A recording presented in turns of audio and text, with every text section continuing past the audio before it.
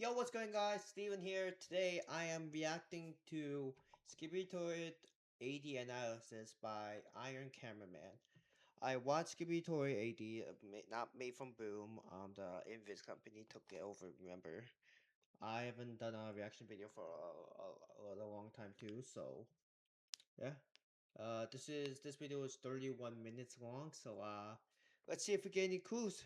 Uh if you guys want more reaction videos, hit the like button, subscribe to this YouTube channel, and be sure to comment down below too. Alright, let's see. Hello everyone, Iron Cameraman here. Well, new content from Invisible Narratives is finally out, made Yeah, for them watched on it. commission by YouTuber watched Strider, and what can I say about the result? To be honest, I expected the quality to be better. I don't know how much this whole situation affected my opinion, or whether it's actually just the case. But to me, even compared to Strider's previous two fan-mades, this one feels lower in quality, which is pretty strange considering The quality wise, I really don't know. I didn't realize, I haven't watched Skibidi Toilet a long time, so maybe that's why, but other than that, the quality, I really don't know. I thought it was the same, my thought. Maybe a little different on the camera and TV and speaker when I saw it. Maybe the characters were a little, the quality was a little different. Other than that, the other quality, like the fighting scenes, I think it was the same. I don't know. I don't remember right too. I watched it a week ago and then I just never did again. So yeah, let's see. they had 9 months to make it. Although I wouldn't Yeah, call the quality true. critically bad either. Visually, it's still watchable. But when it comes to exposition and the story, things are much worse, because there basically isn't much of an original story here. Most of the events are very similar to Boom's episode 78, and whenever Strider tried to introduce his own changes, it became pretty obvious why they chose this route. They probably couldn't pull it off with their own vision, so they took the less risky path, copying something that had already worked instead of trying to reinvent the wheel. So since we have a direct reference from Boom, it'll be much easier for us to compare the two and clearly show what didn't work in Strider's version. And let's immediately start with the biggest thing. I thought Strider was in Boom's team. I don't know. I've been not kept up with Skibidi a long time, so I really don't know what's going on. So biggest problem that ruined the entire episode was the fight choreography and the way the camera moved. of course, Just I you, have to ruin it. building your app on base 44. The first scene without any action, you could Yes. at least understand what was happening. After that, Yes. though, it became a mess. I'll explain that in more detail later. For now, let's focus on the scene inside the Speakerman base. For Yes, example, see? the upgraded SWAT mutant looks so different from himself that at first I thought it was Hugo Boss. SWAT is almost impossible to recognize without his signature helmet. Strider changed pretty much everything, and his face isn't distinctive enough for you to recognize him without the rest of his usual look. And his forced And lines to be that honest, I really didn't know which Skibidi this was. I really didn't know which mutant this was, so I really didn't know who it was. feel completely out of place only make this version of SWAT mutant feel even worse, especially because his original build-up was completely different. If you don't remember, prefer that this one is the better. exact character who dropped the photograph where the secret agent was circled back when SWAT was still human. But here, despite being one of the main characters in the episode, he doesn't get even the slightest hint toward that storyline. So much potential Yes, completely that's wasted. true. And if you That's compare true. him with the rest of the G Squad, his personality should probably be a little more serious than the other G Squad members, considering he used to be a military special forces soldier. Replace him with Hugo Boss, and literally nothing changes, because Strider basically just copied Hugo's behavior and put another character's mask over it. I'd have fewer complaints if this were some filler episode where they just needed to show I agree. somebody to remind actually us agree that with the Iron character Cameraman on this. exists. But I come agree. on. This is the milestone episode 80. Something meaningful has to happen here, something that gives the story new context. Compare what Boom showed us during the previous major milestone in episode 70 with what Invisible Narratives and Strider showed us in episode 80. It's night and day. Boom had been building up the detective and lucky cameraman storyline this entire time, something that could have reached its climax in episode 80. But Strider Yes. apparently thought, why bother with any of that when we can just forget about it and add SWAT mutant, because episode 78 had some other mutant, so let's have one here too. Story-wise, this entire episode basically existed just to reveal Titan Speakerman. But why do we need an entire episode for that when episode 78 already served that purpose? They specifically didn't show the Titan there, only the Armada, so that when the Titan finally appeared, his arrival would carry even more weight, while also avoiding wasting episode 80 on filler. Because if the Armada alone was already that powerful, then what's going to happen when the Titan shows up too? But in the end, the Titan does almost exactly the same thing the Executor already did. By the way, we'll talk about all that wasted potential and the original vision for episode 80 that we could have gotten if Boom had made it in the next video, because that's a separate topic that deserves its own video. But I'll already show you some older screenshots where Boom talked about episode 80 one way or another. From those, we know that episode 80 was supposed to be much bigger in scale and much more important. Subscribe so you don't miss the next video, where we'll go through all of that in more detail. For now, let's continue talking about Strider's vision. Yeah. The next If that video comes out, I will react to it because I am interested of that. detail from episode 80 that I couldn't ignore is these TVs inside the Speakermen base. On my first watch, I couldn't understand why these broadcasts were even working because episode 78 directly showed and told us that the TV men shut down the broadcasts, so the Astro toilets couldn't use the Watchmen of Doom to locate the cameramen. Yet here, on these giant 300-inch TVs on both sides of the base, they're casually showing broadcasts from random cameramen like nothing ever happened. And if you zoom in and read what's written in the corner of the screen, you can see the words "private connection." Do you understand how absurd this is? Apparently, inside the Speakermen base, they're playing cameramen dying on a loop 24/7, and they're even using some brand new technology for it that was invented completely off-screen with absolutely zero build-up, just because Strider wanted something playing on these screens. But apparently, other than cameramen dying, he couldn't think of anything that would actually make sense within the story. It feels like he just remembered that episode 78 had a bunch of screens showing deaths and decided to put the same thing here. But in episode 78, showing screens like that actually had a purpose, because the entire focus there was on just how badly the war was going and how everyone was dying unless the broadcasts were shut down. That's basically why Boom created that first scene in the first place, to clearly show us how quickly and easily the Alliance was dying in huge numbers because their broadcasts were still active, combined with an infected Titan TV man fighting on the Astro side. So my issue isn't just with how this was shown, it's where it was shown, what form it took, and what purpose it served. I could understand it if this secret connection technology existed for some special agents on an important mission. Let's say the detective was working together with some special cameraman and they were using this technology. That would make sense. But if it's being used for completely random cameramen, then it basically cancels out the entire point of the buildup Boom had been creating this whole time to raise the stakes of the war. The consequences of bad events actually had weight, and shutting down the broadcasts was one of those consequences of the Astro arc. Here, they just randomly undo it by inventing a technology out of nowhere.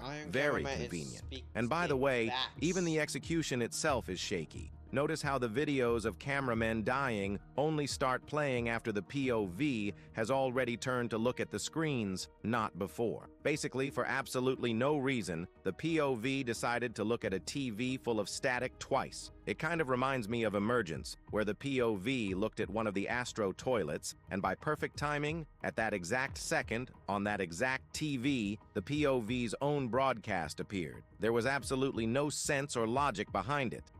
Today I'm partnering with Chase Freedom Unlimited to bring New Yorkers a little bit of joy. Why? Because I earn 1.5% cash back on it. For contrast, let me remind you how Boom used scenes like this where a broadcasting screen appeared in the shot. For example, when he showed a TV inside the cameraman base broadcasting Titan Cameraman. As a viewer, you immediately think, oh, that's actually cool, that makes sense. Of course, the cameramen desperately want to see their Titan alive again, or at least get some kind of update on his condition. That detail isn't there just to check a box. It actually adds depth and detail to the world, which makes you believe what's happening on the screen. Or look at episode 70, where the additional scene revealed that cameramen at the base had been watching Plungerman's broadcast. Again, that makes sense because Plunger Man was on an extremely important mission and had already become a hero of the Alliance because of his bravery. Showing him on the screen had a reason behind it because context matters a lot. Another example is episode 74, where a broadcast from a nearby cameraman suddenly appeared across the cameraman's tablets after he was attacked by the Astro Army. The agents, just like us as viewers, understood that something terrible was about to happen and that the Astros were coming there. So the broadcast didn't feel out of place like it does here, where apparently the speakermen have to get a fresh dose of PTSD after every shift by constantly and pointlessly watching their own guys die. Or at the very least, Boom often used broadcasts really well as a tool for transitions between scenes. That way, the viewer didn't get lost, and the storytelling felt much more connected and smooth. And guys, there are actually tons of details like these broadcasts. I just picked one of the clearest examples so you understand exactly what I mean when I say Strider and Invisible Narratives don't understand how to properly use certain storytelling tools. They copy them without understanding even the basics of good exposition. It's like they're writing the story by checking boxes. They blindly copy things Boom used to do so they can show that they get it too. But they use those techniques so superficially and so out of place that they end up proving the exact opposite. And that's exactly why neither the dialogue nor the aura farming moments in Strider's episode 80 hit or work the way they did with Boom. You can feel how fake it is almost immediately, because when you're trying this hard and this directly to copy somebody else's work, especially while presenting it as a full continuation of that work, the result inevitably feels artificial. Emergence, by the way, is an even clearer example of this exact same problem. It's just about 100 times worse there. By the way, guys, before we continue, a quick disclaimer about this video. This isn't a classic breakdown like the ones I used to make. I'm not going to analyze it the same way I did before, build theories about the future storyline, create discussions around leaks, and so on, because in my opinion, this isn't canon. I don't want to analyze the Striderverse, especially when it's being presented as a continuation of the series, which isn't true because Boom had absolutely no involvement in this. And because of that, even calling it episode 80 is clickbait in a way. So there's really no point in following this story, because what actually makes this different from this? The quality is a little better, sure, but fundamentally, it's still just a clickbait fan-made. But so it doesn't seem like I'm only pointing out negatives, I do want to highlight a couple of moments I genuinely liked. For example, the way TV Woman held Simp's hand while giving him the translator device. Or the fact that the thing that served as a beacon at the beginning of the fight returned to Titan Speakerman's core. Those are exactly the kinds of small details I appreciate. Or for something bigger, the scene where the Speaker Striders were basically playing Quidditch in the middle of their battle with Astro Woman. And overall, if we're talking purely about the technical side, Strider's animation is still top-notch. Yes, the lighting wasn't always great, and sometimes they clearly went overboard with the particles or used them in the wrong places, to the point where they literally covered huge parts of the fight. But if you judge the animation itself in a vacuum, separately from the camera, choreography, staging, and everything else, it's very high quality. The camera, choreography, and actual staging of the scenes, though, are exactly what we're going to talk about now. In short, the biggest problem is the choreography, because sometimes it's hard to understand what's actually happening on screen. Or more accurately, even when you can understand what's happening, you're constantly pulled out of the flow because the transitions from one event to another are way too abrupt. And it's made even worse by the fact that the characters are scattered all over the place. Over here, over there, and you don't always understand who's where, who hit whom, or why. With Boom, even when the camera turns quickly, we don't get lost because the placement of the characters is much clearer. And even more importantly, Boom has more moments where one action directly causes the next action we see on screen. So even during fights that aren't just two sides standing opposite each other, it's still easier to follow what's happening than it is with Strider. For example, here the POV says something to Polycephaly, and he replies, "Look behind you, idiot." We turn around, open the shield, and kill an Astro toilet. But while that's happening, we don't notice another Astro coming from the other side, which sends us flying inside a building where another fight is already happening through another character, Larry TV Man, and it continues from there. Basically, there's very often a clear cause and effect chain. Because of that, you don't feel like absolutely everything is happening around the POV. Instead, Boom creates the illusion that circumstances naturally keep putting the POV in the right place at the right time. With Strider's parody of episode 78, one battle often starts immediately after another without any direct connection between them. So the whole thing starts feeling like a stage show. Hey, did you know you could create an entire animated series? Oh, look what these characters can do. Now look at these characters fighting. Now look how she gets defeated. Now look how this guy gets defeated. Cool. That's exactly why people like the Speaker Strider's volleyball scene so much. There's actual interaction between the characters there, and the camera moves more naturally instead of feeling artificial and forced just because the script needs it to move somewhere. Again, guys, that doesn't mean the choreography was completely terrible, but that's exactly Strider's problem.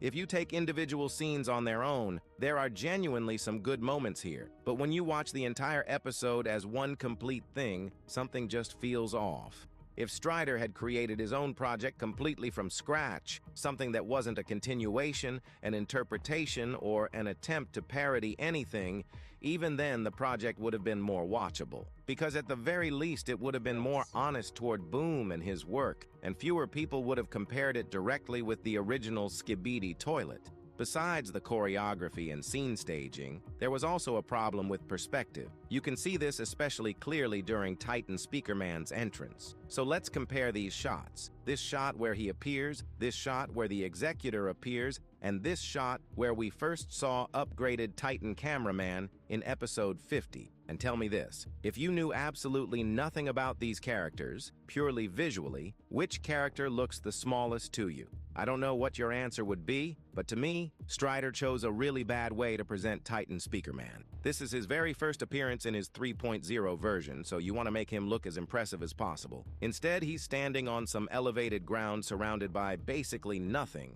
and it makes him feel smaller than he actually is. And that's because the scene is completely empty, especially at the very beginning. Your eyes have nothing to latch onto and nothing to compare him against, so you don't really feel how enormous he is. For comparison, in episode 50, Titan Cameraman had a fence, Plunger Man, and enormous toilets around him. That gives us objects to compare his size against, making it much easier for our brains to believe that we're looking at this gigantic Titan. In episode 78, as soon as the Executor appears, he's holding Hunter in his hands. And we had just seen Hunter up close before that scene, so we already knew he was about the size of a tall human. So when we see him in the Executor's hands, we immediately understand just how enormous the Executor really is. So Boom's Semi-Titan actually felt more massive because of those small details, and that made the scene work better. I even remember a lot of people at the time mistook him for upgraded Titan Speakerman. Yes, Here,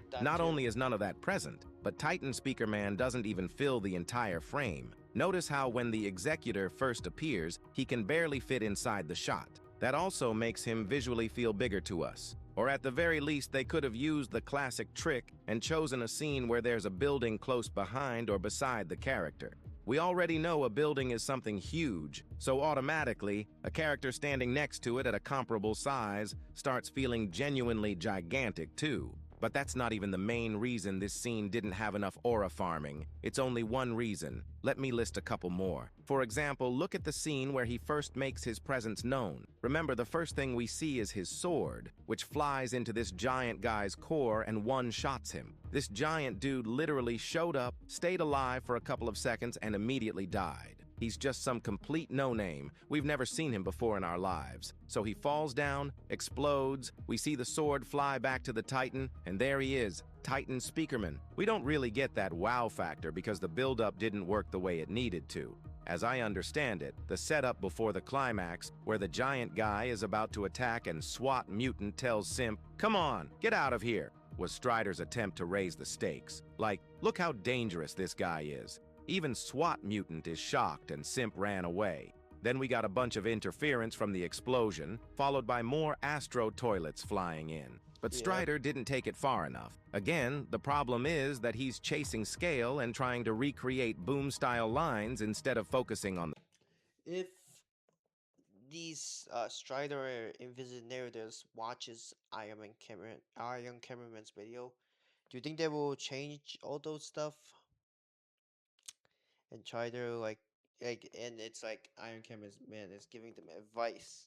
I think he is giving them advice, but do you think they will change? Maybe not. Who knows? the story, and because of that, the moment feels extremely artificial. You never get the feeling that this is it. They're completely screwed, because we never saw the stakes demonstrated through any clear examples.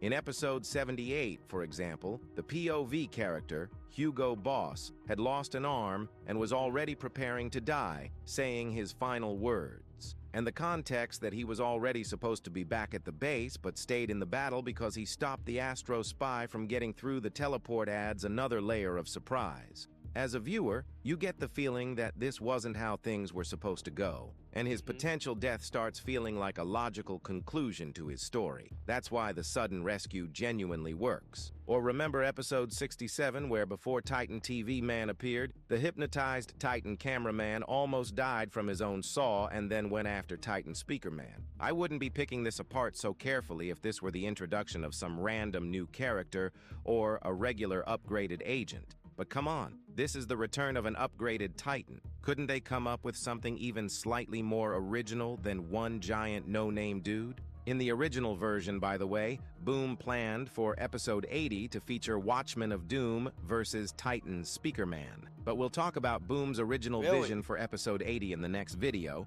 because if I start comparing everything Boom had planned with everything Strider actually did on top of everything else we're already discussing, this video is going to end up an hour long. So to summarize this part, aura farming doesn't work like that. You can't just put 1,000 moments back to back that sounded cool in your head and expect them to work. No, they won't. If you want the aura farming and the feeling that somebody genuinely powerful has arrived to actually land, simply showing cool moments isn't enough. You need to build up to them beforehand. Instead, Strider and Invisible Narratives turned Titan Speaker Man into this overly dramatic guy who constantly stands on some random rock, effortlessly kills everybody, gets back on another rock, screams, and flies away. And for all the reasons I just listed, in my opinion, this is why Boom couldn't make things work with either Strider or Deer from Ohio. There was an attempt to work as a team, but Boom backed away from that initiative after seeing the result and made episode 78 himself. Because Skibidi Toilet is entirely Boom's creation. He built this entire house, and he's still the only person who fully understands how everything inside it is supposed to look and work.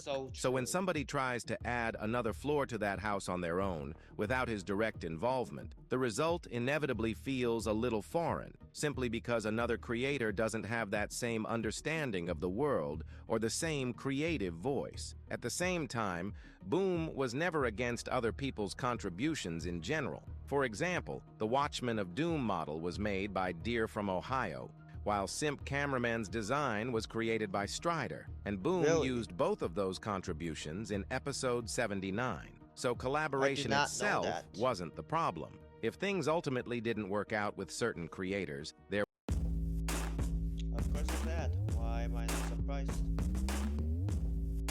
were reasons for that. Their independent creative vision simply didn't always blend naturally with the way Boom himself understands and builds Skibidi Toilet. Skibidi isn't a project made by hundreds of people where you can replace a couple of them and most viewers won't even notice. Skibidi is a different case, and you can't just blatantly replace its creator and continue the series like nothing happened. The views speak for themselves. In 4 days, episode 80 got 8 million views, while episode 78, for example, got 17 million in the same amount of time. Or if you don't like comparing it with episode 78 based on views, even episode 79 part 3, which came out in honestly poor quality because of the deadlines, got 10 million views in 4 days, despite being the worst performing video among the previous 10 videos Boom had released at that point. You could argue that episode 80 got so few views because of the 9-month break, but this graph actually shows that during the first few days, it was getting slightly more views than the average of the previous 10 videos.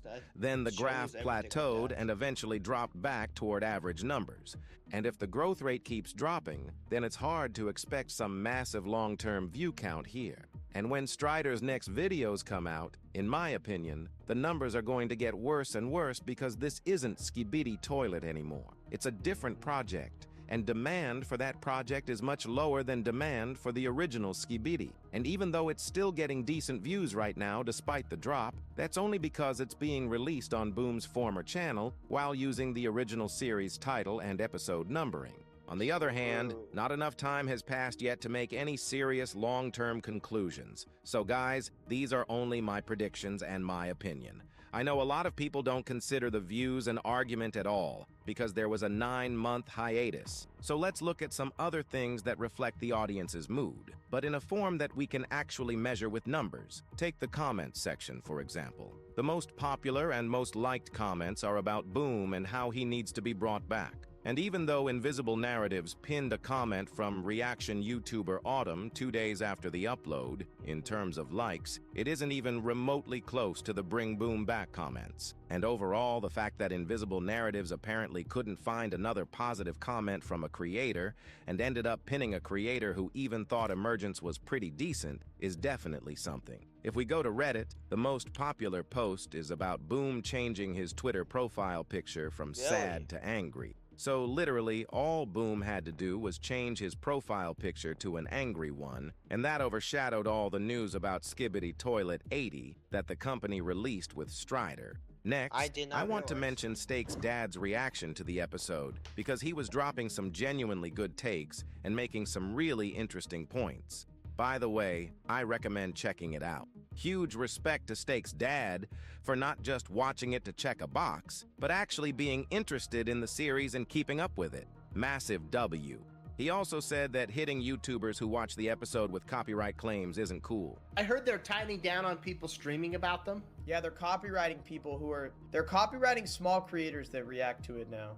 That's stupid. Are they going to copyright you? No. I can't believe they're copywriting small creators. Like it's promotion. Yep, it really does suck. It really does suck. Oh, so maybe me? Who knows? Yeah, guys, speaking of that, if you don't know, I and many other small and medium-sized YouTubers couldn't watch episode 80 during the premiere on stream because Invisible Narratives has some kind of automated whitelist system that automatically shuts down live streams where people play the episode and watch it. When I was streaming on my Russian channel, nobody knew about this yet. So while I was watching, I didn't even realize the company had taken down my stream the moment the episode premiere started. Then, when I started a live stream on my English channel, I already knew some kind of system existed, but I wanted to test how it worked and get clear confirmation of my theory that the system doesn't block everyone and that there's some kind of whitelist, meaning certain channels are excluded from the automated blocking, because Creekcraft had already streamed the episode and his stream wasn't taken down. So when Steak started his stream, just as an experiment, I even covered the actual episode with an image saying, "Censored by Invisible Narratives," and watched Steak's reaction instead. But guess what? Even that didn't save me. They still took down my English stream despite almost the entire episode being covered, and I had to create a new stream while Steak's stream stayed up, which confirmed my theory that they have some kind of strange copyright system. And by the way, when Steak found out during his stream that I and many other YouTubers had received copyright claims on our live streams, he said he would contact Invisible Narratives about it and was clearly against those kinds of copyright claims. I don't know whether anything will actually change because of it, but either way, thank you to Steak for not only speaking against it, but also saying he's going to try to do something about it. Massive W for that. What if you could make a song using only your voice? Let's start with the drums. No. And finally, guys, I decided to add a section about Boom. More specifically, I want to respond to the people who think Boom himself simply doesn't want to come back. I am interested. of this run right now. That idea has started spreading again because that's exactly the narrative Strider keeps pushing in his statements. It really reminds me of the Invisible Narratives website, where, if you remember, they were also saying things like, "We want him to come back too," put "Bring Boom Back" on their own website, and even named the website Bring Boom Back. So Strider is basically repeating the same made-up PR story in an attempt. I know, but people see it as mocking because you praise Boom and he used to extremely mad. That's why. Also, you're making season 26 or 81. I never praised Boom. He was always be the original, and I legit wanted this guy to come back animating the series. To preserve at least some part of their I think that no, I don't think he doesn't want to. I think he does want to. Maybe the company, are making it made a rule.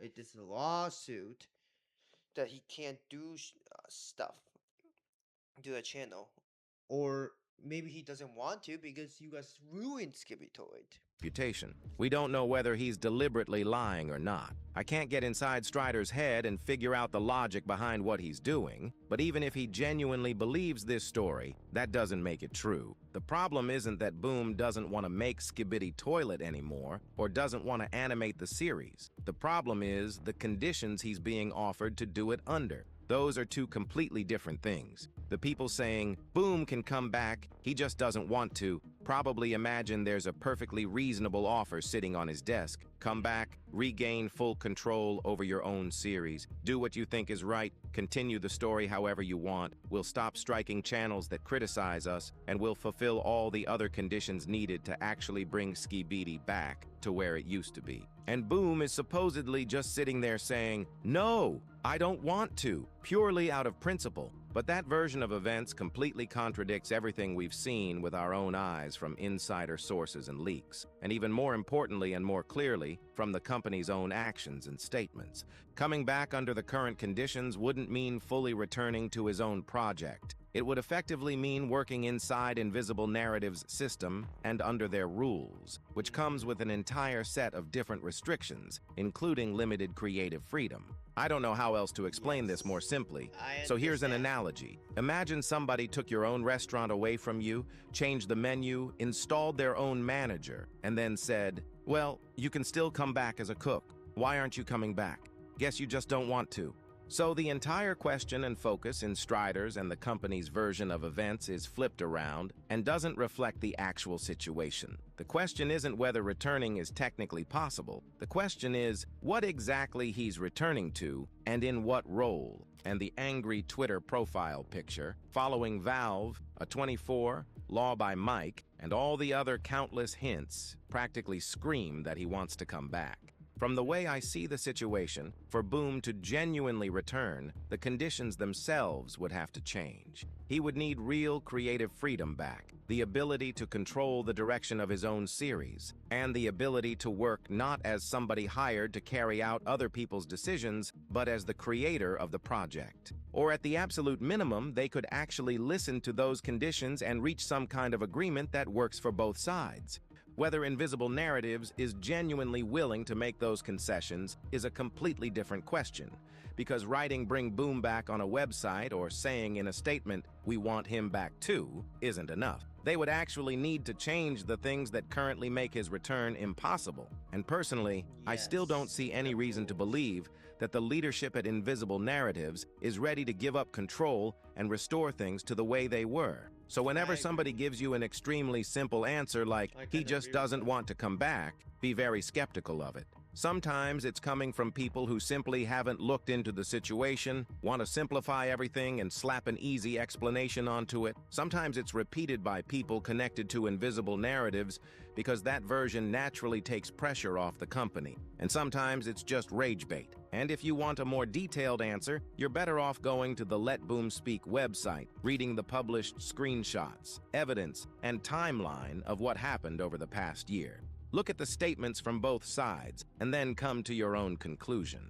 To wrap things up, I'll say this. If this animation had come out on Strider's channel, I wouldn't have said a word, because then it would have been a fan-made presented as a fan-made. And in that context, separated from the original, the work itself is actually pretty cool. But when this fan-made is being presented as a continuation of Boom's work, literally being called Episode 80 in an attempt to replace him and keep milking the series like nothing happened while continuing to ignore the elephant in the room, I'm not going to sit back and pretend none of this is happening. So I don't know how you guys will feel about this kind of breakdown. I tried to use specific examples to explain why Strider's work doesn't feel like the original. But if there's something I missed, if there are parts where you disagree with me, or if you have something to add, definitely leave a comment. I'm genuinely interested in reading what you guys think. There were also some things we didn't even touch on, like the fact that Strider put himself into the episode, but that's probably something for next time. Or I can talk about it on a live stream and give you my thoughts there. Right. And that's all for today, guys. Good luck, everyone, and I'll see you again very soon.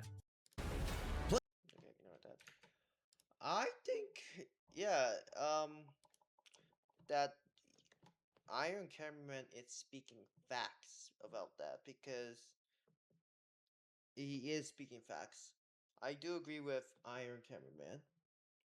I'm just gonna wait until when his next video comes out, talking about with Boom's Discord stuff that he said in his video. So yeah, I hope you guys enjoyed this reaction video. If you guys want more reaction videos, subscribe, leave a like, comment down below, and yeah. Now there's nothing else I want to say, because there's nothing else I gotta say right now. So, you guys know what I mean. Yeah. And you guys see, my hair is blue now. If you guys haven't realized, go to my vlog channel and it explains why I dyed my hair blue. And other than that, I hope you guys have a great day, and see you guys next time. Peace.